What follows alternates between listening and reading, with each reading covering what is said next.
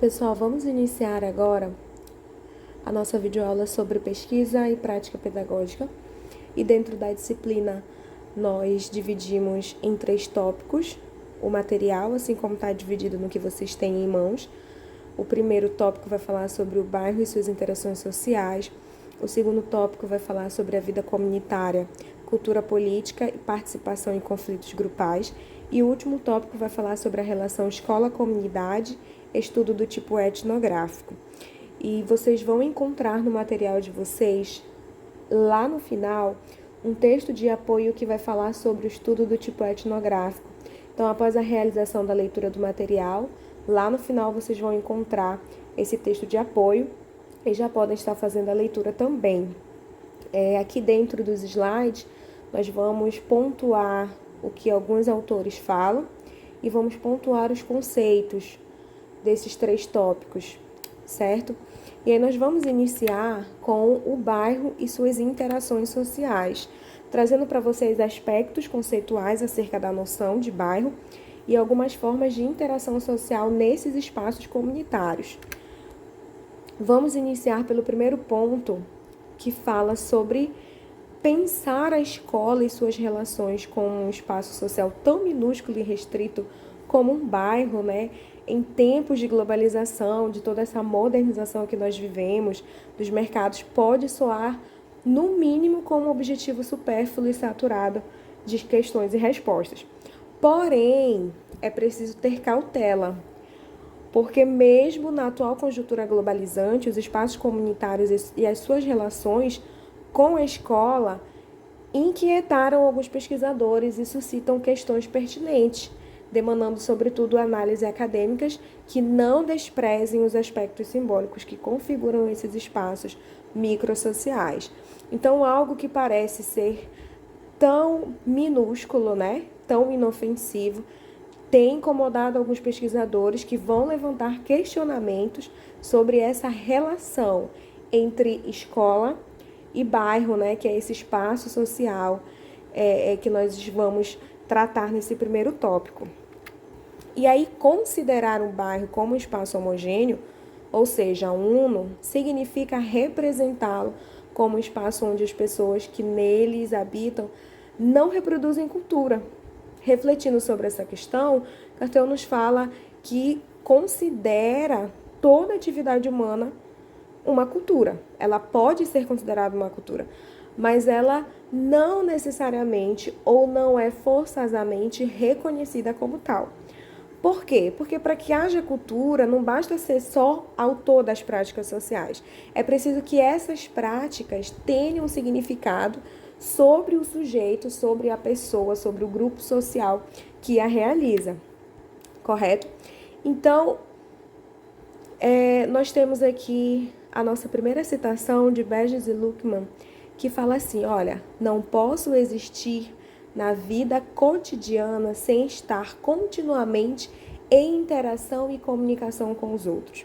Sei que minha atitude natural com relação a este mundo corresponde à atitude natural dos outros, que eles também compreendem as objetivações graças às quais este mundo é ordenado, que eles também organizam este mundo em torno do aqui e agora, de seu estar nele e têm projetos de trabalho nele. Então, de fato, como nós percebemos nessa análise teórica, o bairro exerce um papel preponderante na manutenção do vínculo e na produção e reprodução das configurações das relações de poder. Esse microespaço, né, social exerce um papel fundamental nessa manutenção de vínculo e de existência das pessoas dentro da sociedade, do sujeito, né? E aí eu trouxe para vocês 3 eixos importantes sobre o conceito de bairro. O primeiro, o bairro é um espaço social no qual os indivíduos constroem um referencial simbólico, né, onde eles constroem-se como sujeito, identificam-se como sujeito na sociedade. A comunidade é, portanto, forma particular de expressão da própria sociedade, como tal, compreende-se como tal, compreendê-la supõe compreender a sociedade global a mais os elementos de suas particularidades. Então, conviver, viver em uma comunidade é a expressão da própria sociedade. Compreendê-la, né? Compreender o bairro, a comunidade. Nós estamos vivendo em uma sociedade global e com elementos de particularidades muito específicas.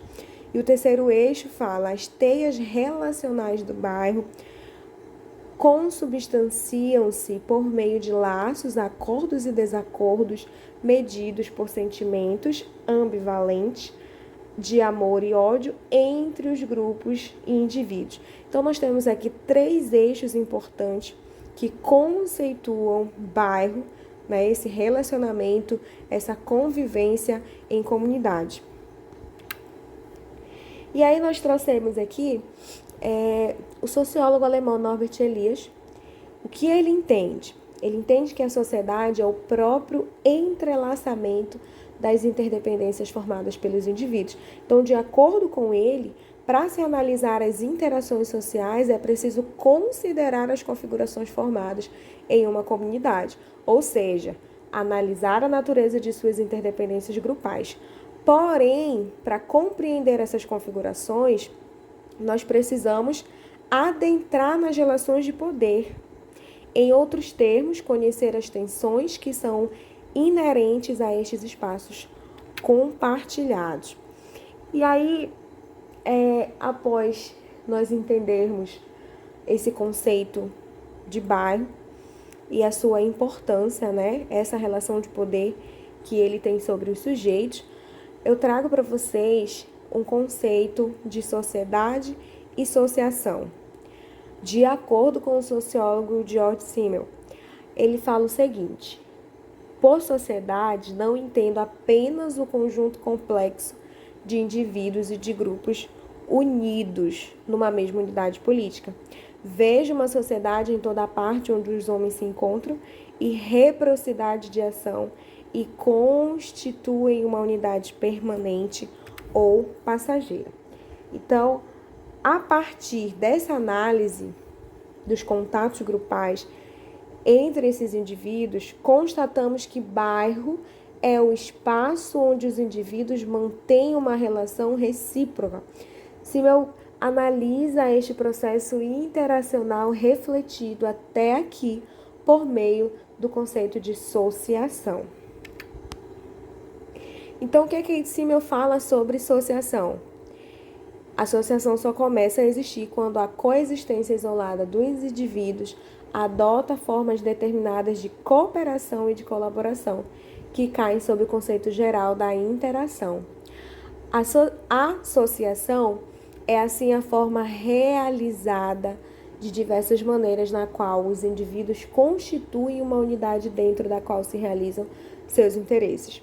E é na base desses interesses tangíveis ou ideais, momentâneos ou duradouros, consistentes ou inconsistentes, impulsionados casualmente ou induzidos teleologicamente, que os indivíduos constituem tais unidades. E ainda, de acordo com Simmel, a associação faz parte de um movimento que não é necessariamente planejado e linear. De acordo com o autor, a associação se dá por meio de um processo permanente de reconstrução das formas de interação da sociedade, isto é, das trocas recíprocas mantidas entre os sujeitos que estão continuamente entrando em contato. Chegamos no ponto 2, que vai falar sobre a vida comunitária, cultura política, participação e conflitos grupais. Dentro desse segundo tópico, nós vamos abordar a cultura política do bairro. E aí nós entendemos que o estudo das interações e conflitos grupais intracomunitários se relaciona diretamente com o estudo da cultura política local, visto que os processos relacionais e conflitivos estão diretamente ligados com a maneira de agir e pensar do grupo do bairro. Olha só, os processos relacionais e conflitivos estão diretamente ligados com a maneira de agir e de pensar dos grupos no bairro. Como demonstra Freire, em 1991, Freire destaca que, a partir das relações do homem com a realidade, resultantes de estar com ela e de estar nela, pelos atos de criação, recriação e decisão, vai ele dinamizar o seu mundo. Vai dominando a realidade, vai humanizando, vai acrescentando a ela algo que ele mesmo é o fazedor, faz cultura e é ainda o jogo dessas relações do homem com o mundo e do homem com os homens, desafiando, alterando, criando, que não permite a imobilidade. Ou seja, está sempre dinamizando o seu mundo no meio em que vive, ou seja, no bairro, com os sujeitos que próximos a ele vivem. Aí, dentro dessa dinâmica, existe uma relação entre a cultura e a política. Dentro desse novo marco de referência da sociedade, foi facilitada uma abordagem das relações entre cultura e política. Esta visão positiva enfatizou a criatividade e a produção simbólica entre esses espaços comunitários. E aí eu trago uma citação para vocês de Dagnino, que diz assim: quando o terreno da cultura é reconhecido como político e como locus da constituição de diferentes sujeitos políticos, quando as transformações culturais são vistas como alvo da luta política e a luta cultural como instrumento para a mudança política, está em marcha uma nova definição da relação entre cultura e política, que é construída dentro da dinâmica vivenciada pelos sujeitos em sociedade e em grupo nos bairros. Um outro ponto a ser destacado é a participação política no bairro. O bairro é um espaço social que possibilita uma participação profunda dos membros no grupo, onde são colocados em comum relações primárias, como o próprio ser e a própria vida, o conhecimento mútuo, a amizade e o sentimento. Olha só a dinâmica que nós temos de construção social do próprio sujeito, da cultura, nos relacionamentos em que ele vive dentro desse espaço social que é o bairro. É na comunidade que se revela um espaço mais estimulador para a construção da cidadania e políticas públicas descentralizadas e menos patrimonialistas. Então, dentro da nossa comunidade, dentro do bairro, nós temos um espaço que nos estimula a construir a cidadania e as políticas públicas. O espaço social da comunidade apresenta-se também como o locus profícuo do exercício da cidadania e de participação política, porquanto ela, segundo Sawaia, rompe com a dicotomia clássica entre coletividade e individualidade, ser humano genérico e ser humano particular, apresentando-se como espaço privilegiado da passagem da universalidade ética humana à singularidade do gozo individual. Um outro ponto também para destacarmos aqui, nesse primeiro tópico acerca sobre o conceito de bairro, é o conflito nos bairros. O processo relacional entre indivíduos, de grupos comunitários resulta em condutas e comportamentos políticos mediados por conflitos de interesses também, representações, percepções e ações que reproduzam a cultura política local. Os conflitos intragrupais e intergrupais dão a textura do tecido das relações comunitárias. Em uma perspectiva maniqueísta, o conflito no bairro pode soar como algo ruim e desnecessário.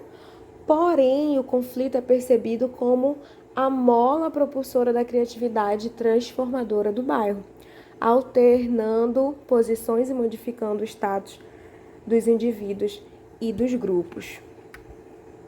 Segundo Simmel, novamente, não haverá a interação social se não houver conflito, não haverá mudança, não haverá inovação, não haverá dinâmica se todos tiverem o mesmo interesse, É natural que no bairro existam conflitos entre os grupos e indivíduos. O conflito será a base para a configuração de um bairro, pois será por meio dele que os indivíduos vivenciam o processo de sociação. Para este autor, o conflito deve ser entendido como algo essencial para o processo de transformação do bairro, porquanto ele é o responsável pelas novas atitudes, condutas, comportamentos e práticas políticas criadas pelos seus embates, no seu contato com as velhas formas e assim como um meio interacional existente no bairro. Então, é através desses conflitos que nós vamos ter uma dinâmica de inovação dentro do bairro das políticas, deixando velhas formas para trás e criando novas formas, novos métodos e novas dinâmicas de conviver em sociedade. É no bairro, os indivíduos eles compartilham situações de encontros e desencontros. Em cada um destes momentos, é possível identificarmos conflitos grupais. No momento de encontros, muitas vezes para se resolver problemas e produzir resultados positivos, o jogo de interesses gera tensões entre os grupos, que podem resultar em algumas ações políticas que melhorem a qualidade de vida dos moradores. O que nós já comentamos anteriormente, né? Através dos conflitos, nós vamos ter a geração, a criação de novos métodos e de novos interesses, né? Que sejam em comum para gerar uma qualidade de vida entre os moradores de um determinado bairro. Em outras palavras, o conflito possui uma característica que permite mudança no bairro. Ou seja, o conflito é uma dimensão transformadora, uma vez que ele pode gerar novas formas comunitárias. Os conflitos existentes em um bairro geram novos arranjos sociais, culturais e políticos, dando vida ao bairro. Ou seja, ele engendra novas relações sociais e um entendimento melhor das relações entre os grupos, permitindo algumas vezes que cada um reconheça o seu próprio papel dentro da comunidade. O nosso terceiro ponto vai falar sobre a relação escola-comunidade e o estudo do tipo etnográfico. Nós vamos trazer aqui um conceito sobre a pesquisa e prática pedagógica e a relação da escola e da comunidade dentro da pesquisa etnográfica. E aí nós vimos nas duas primeiras unidades, ou seja, nos dois primeiros tópicos, teoricamente os processos de interação social nos espaços comunitários, como eles ocorrem, os tipos de conflito, de que forma a política interage dentro da comunidade.